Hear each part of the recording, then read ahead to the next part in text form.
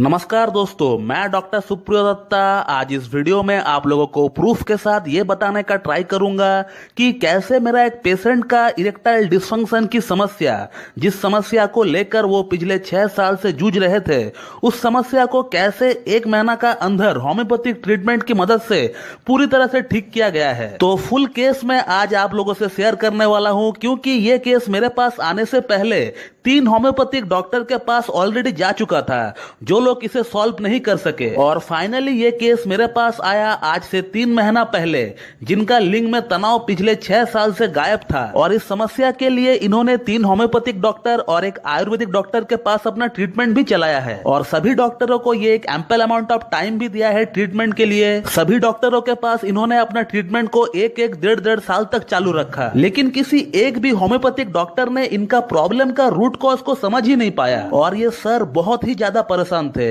और इस बीच इनको ऐसा लगा कि इस डॉक्टर को, यानी मुझे एक बार मौका देकर देखना चाहिए, क्योंकि ये सर मुझे और मेरे वीडियोस को बहुत दिनों से फॉलो कर रहे हैं। ये पेशेंट इतना ज्यादा फ्रस्ट्रेटेड थे कि वो एलोपैथी में शिफ्ट करने ही वाले थे, बट खुद को एलोपैथी में शिफ्ट करने से पहले इन्होंने एक बार मुझसे ऑनलाइन कंसल्टेशन लेना सही समझा। और इनका केस टेकिंग के दौरान जो बातें मुझे पता चला वो ये कि पिछले 3 होम्योपैथिक डॉक्टर्स ने इनको भर भर कर मेडिसिन खिलाई है, जो कि सेक्सुअल कंप्लेंट में काम में आती है, like agnus castus, caladium, selenium, nuphar luteum, acid phos, staphysagria, conium mac, lycopodium, nux vomica, onosmodium, salix nigra, china, titanium. इसके अलावा sulphur, phosphorus, graphites, argentum nitricum जैसी डीप एक्टिंग रेमेडी। उसके बाद avena sativa, damiana, muira puama. इसके अलावा patent medicine like R41, damia plant, damia forte, et cetera et cetera. ये सभी medicine जो मैंने अभी नाम लिया है, ये सभी मेडिसिन जो है इनका ऊपर ऑलरेडी ट्राई हो चुका है। और इस तरह उल्टी सीधी दवाइयां एक साथ रेकमेंड करने का कारण से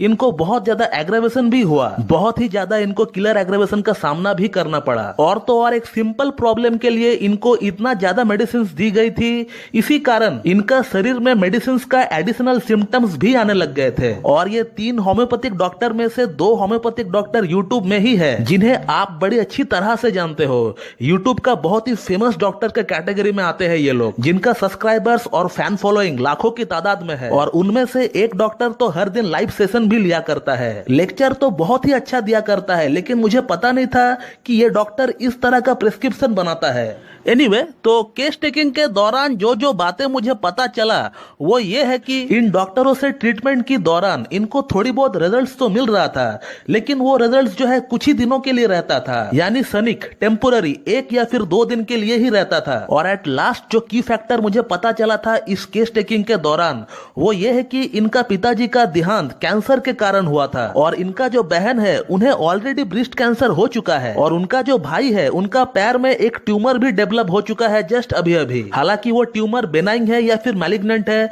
वो पता नहीं, लेकिन एक ट्यूमर डेवलप हो चुका है पैर में, ये उनको पता है। तो इनका इन बातों से मैं एक निष्कर्ष पर पहुंच चुका था कि इनका फैमिली हिस्ट्री में कैंसर या मैलिग्नेंसी का एक प्रोमिनेंट हिस्ट्री रहा है। और मैं भली भांति समझ चुका था कि इनका प्रॉब्लम क्योर क्यों नहीं हो रहा था। हालांकि इस तरह 6-8 दवाइयां एक साथ लेने से कोई भी प्रॉब्लम का समाधान होना बहुत ही मुश्किल है, लेकिन ये अगर कोई क्लासिकल होम्योपैथी डॉक्टर के पास गए होते तो इनका प्रॉब्लम जो है बिल्कुल सॉल्व हो जाता। अब होम्योपैथिक ट्रीटमेंट की दौरान अगर कोई डिजीज एक बार ठीक होने का बाद वो बार बार वापस आ रहा है, रिलैप्स हो रहा है, तो फिर उस कंडीशन में पेशेंट का मायज़म के बारे में सोचना चाहिए।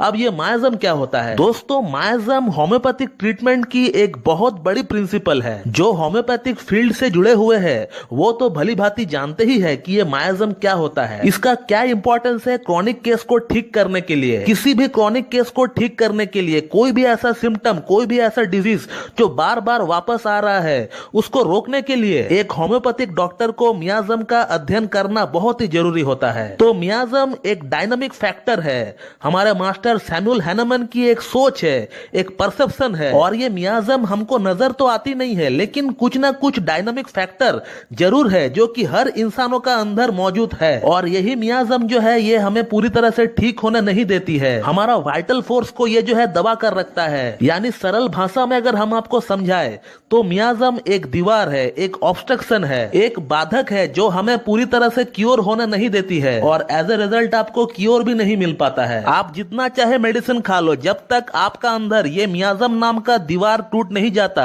तब तक आपको क्योर नहीं मिल सकता दोस्तों। और अब अलग अलग मियाज्म को तोड़ने के लिए अलग अलग एंटी माइजमेटिक दवाइयां भी दी जाती है। लाइक सोरा मियाज्म को तोड़ने के लिए सल्फर और सोराइनम जैसी मेडिसिन का यूज की जाती है। सिमिलरली सिफिलिस मियाज्म को तोड़ने के लिए मर्कसोल और सिफिलिनम का इस्तेमाल किया जाता है। और उसके बाद आता है साइकोटिक मियाज्म, और साइकोटिक मियाज्म को तोड़ने के लिए थुजा और मेडोराइनम का इस्तेमाल किया जाता है। फिर आता है ट्यूबरकुलर मियाज्म, और ट्यूबरकुलर मियाज्म को तोड़ने के लिए हम लोग ट्यूबरकुलिनम का इस्तेमाल करते हैं। और सबसे लास्ट जो मियाज्म आता है उसका नाम है कैंसर मियाज्म, और कैंसर मियाज्म को तोड़ने के लिए हम लोग कार्सिनोसिन का इस्तेमाल करते हैं। और मेरा ये पेशेंट भी कैंसर मियाज्म से ही है और इसीलिए इनका कैंसर मियाज्म को तोड़ने के लिए इनको कार्सिनोसिन 10 mg का 1 सिंगल डोज दिया गया है। और फिर अगला 15 दिन तक के लिए इनको और कोई भी मेडिसिन नहीं दिया गया है। और 15 दिन के बाद से इनको एग्नेस कैस्टस 30 2 बूंद सुबह 2 बूंद शाम को लेने के लिए कहा गया, और वो भी 15 दिन तक के लिए ही लेने के लिए कहा गया। और फिर उसके बाद एग्नेस कैस्टस को 200 पोटेंसी में 2 डोज दिया गया है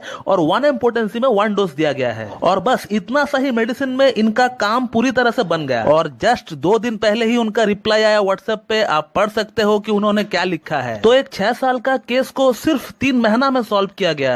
and this is the correct way to treat a patient. This is what our master Hahnemann has actually taught us, and a genuine homeopath must follow his footprints only. और इसीलिए 6 साल का पुराना case को सिर्फ 3 महीना में सॉल्व करना हमारे लिए संभव रहा। जो समस्या लेकर पेशेंट हमारे पास आया था वो तो सॉल्व हुआ ही, उसी के साथ साथ और 2 प्रॉब्लम उनका सॉल्व हो गया। उनका घुटने और कमर का दर्द और माइग्रेन की समस्या भी काफी हद तक ठीक हो गया। और जैसे कि मैंने आपको बताया कि कार्सिनोसिन कैंसर मियाज्म की एक एंटी माइजमेटिक ड्रग है, तो ये हमारा अंदर मैलिग्नेंसी या कैंसर होने से भी हमें बचाता है। और इस केस में ये जो पेशेंट है इनको कैंसर डेवलप होने का चांसेस बहुत ज्यादा है, तो इनको अभी कार्सिनोसिन दे दिया गया है, तो कम से कम अभी से 10 से 15 साल तक इनका अंदर कैंसर सेल डेवलप होने का कोई चांसेस ही नहीं है। ये दवा कैंसर की अगेंस्ट में एक प्रिवेंशन की तौर पर काम करती है। So one homeopath not only consider the disease you have, not only cure the disease you have, in fact he tries to cure the entire patient as a whole